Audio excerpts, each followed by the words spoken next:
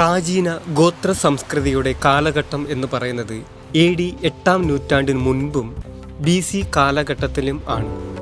സംഘകാല പ്രാചീന ഗോത്ര സമൂഹങ്ങളെ പിന്മുറക്കാരാണ് ഇന്നത്തെ ഗോത്ര ജനസമൂഹങ്ങൾ.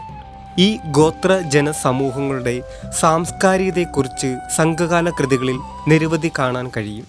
ദക്ഷിണദേശത്തെ പല ഗോത്രങ്ങളിലെ തലവന്മാരാണ് സംഘകാല കൃതികളിൽ രേഖപ്പെടുത്തിയിരിക്കുന്നത്.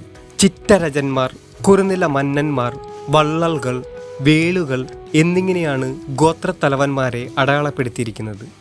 ദക്ഷിണദേശം അടക്കി ഭരിച്ചവർ 3 പ്രധാന ഗോത്രത്തലവന്മാരായിരുന്നു. ഇവർ മൂവേന്തർ എന്നറിയപ്പെട്ടു. സംഘകാല ഗോത്രങ്ങൾ ഇവരാണ്: മലയർ, കാടർ, കുറവർ, വേടർ തുടങ്ങിയ ഗോത്രങ്ങളിലാണ് പ്രശസ്തരായ ഗോത്രത്തലവന്മാർ ഉണ്ടായിരുന്നത്.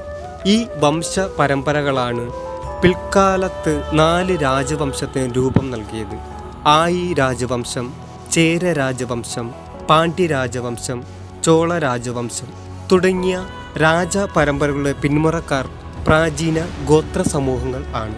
സംഘകാലഘട്ടത്തിലെ പ്രധാന മലനാഥന്മാരെയും മലയുടെ പേര്, ഏതു ഗോത്രം എന്നത് വ്യക്തമാക്കാം. ആയ്വേൽപ്പാരി, കൊടിയമല, വേടർ ഗോത്രം.